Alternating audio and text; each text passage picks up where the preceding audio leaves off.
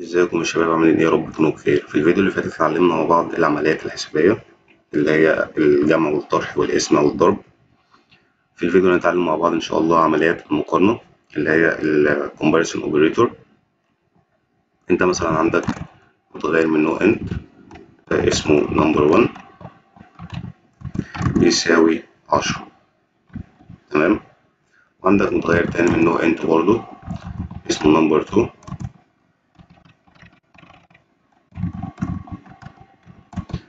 وهنخزن في قيمة 10.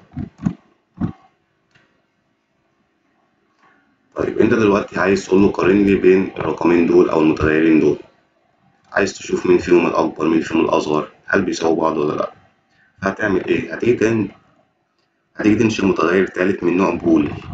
إحنا قلنا إن البول يا جماعة بيقبل قيمتين، يا ترو يا فولس، يا صح يا غلط، يعني أو لأ. فهنا إحنا ممكن نستخدم البول في المثال ده. هنيجي نقول له بول الريزلت مثلا، أو هنقول الكومباريسون،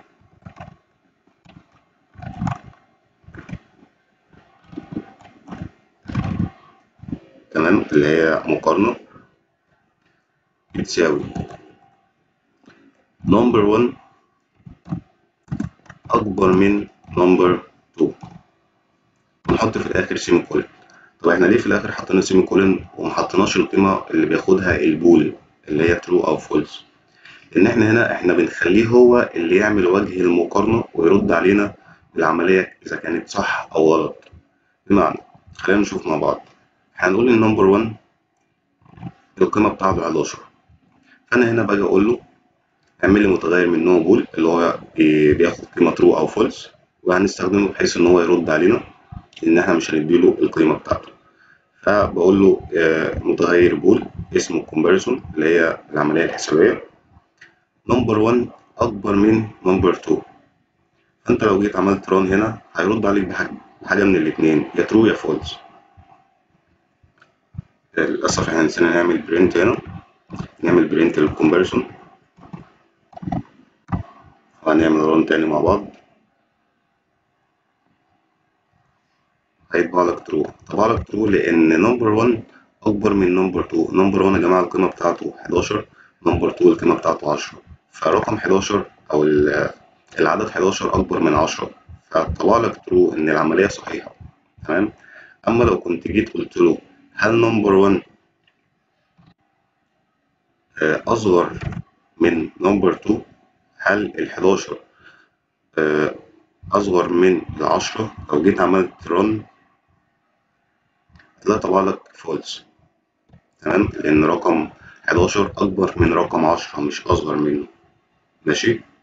طيب لو أنت حابب تقارن ما بين الاتنين، هل الاتنين متساويين ولا لأ، هتعمل إيه؟ هتقول له equal equal، يساوي يساوي. يساوي يساوي دي يعني هل نمبر 1 يساوي نمبر 2؟ هنا نمبر 1 القيمة بتاعته 11 ونمبر 2 القيمة بتاعته 10. لو جينا عملنا برنت هيطبع لك فولس. انت هنا بتقول له هل الاتنين متساويين، فهما الاتنين مش متساويين، فطبع لك فولس يعني لا، عملية خاطئة. ماشي. اما لو كان نمبر 1 بيساوي نمبر 2، الاتنين القيمة بتاعتهم 10، كان هيطبع لك ترو، تمام. طيب انت حابب تقول له هل المتغير اللي هو نمبر 1 لا يساوي المتغير نمبر 2؟ هتعملها ازاي؟ بتقول له علامة تعجب بعد كده equal. علامة التعجب دي معناها لا، يعني not. هل نمبر 1 not equal نمبر 2؟ نمبر 1 القيمة بتاعته 10، نمبر 2 القيمة 10، هل الاتنين مش متساويين؟ فانت لو جيت عملت برنت هيقول لك فولس لان الاتنين اصلا متساويين، وانت هنا بتقول له هل الاتنين مش متساويين، فهيطبع لك فولس.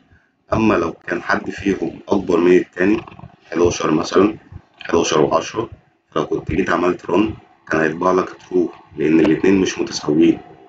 بصوا طبع لنا ترو. طيب من ضمن الكومباريسون اوبريتور يا جماعه، من ضمن الامثله ان احنا ممكن نستخدمها في مثال مثلا زي عندنا طالب. الطالب ده لو جايب مجموع مثلا أكبر من ال50، يعني الدرجة النهائية مثلا من 100 ودرجة النجاح بتبدأ من 50، الطالب ده مثلا جايب درجة 60. احنا ممكن نستخدم الكومباريسون اوبريتور في حاجة زي كده. خلينا ناخد المثال مع بعض. احنا هنا نقول له عندنا انت الطالب مثلا هنسميه محمد، هيبقى محمد سكور، هنقول له ايكوال 70، يعني الطالب محمد المجموع بتاعه 70.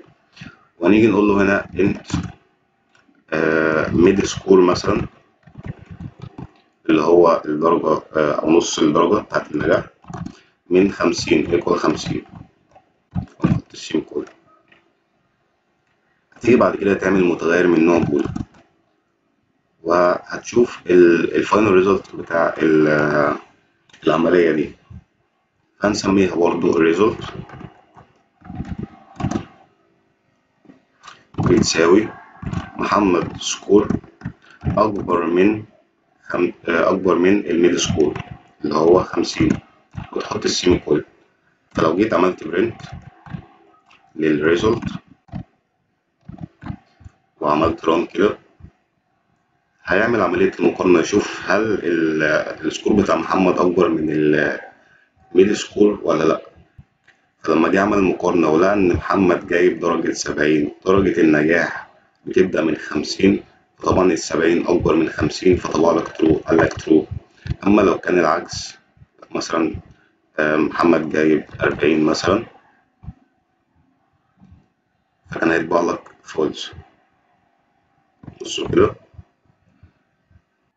طيب لو كنا حبينا نقول إن محمد مثلا السكور بتاعه 50 ودرجة النجاح من 50، فاحنا هنا بنقول له لو السكور بتاع محمد أكبر من الميد سكور اللي هو 50، هيرد علينا بترو ولا فولس. خلينا نشوف مع بعض. طب علينا فولس. طب ليه يا جماعة؟ لأن منطقيا أنا بقول له محمد جايب 50 ودرجة النجاح بتبدأ من 50، فأنا بقول له لو محمد جايب أكتر من 50، أكتر من الميد سكور، فكان طبيعي إن هو هيطبع لي فولس، لأن هنا أصلا درجة النجاح بتاعت محمد 50 مش أكتر من 50. فأنا هنا علشان أخلي العملية منطقية هقول له أكبر من أو تساوي. أنا هنا كده بقول له لو محمد جايب 50 أو أكتر من 50 يبقى هو كده ناجح، فهتلاقي إن هو طبع لك ترو. بس كده يا جماعة، ده كان شرح الكومبريشن اوبريتور أو العمليات عمليات المقارنة، وأشوفكم في الفيديو الجاي.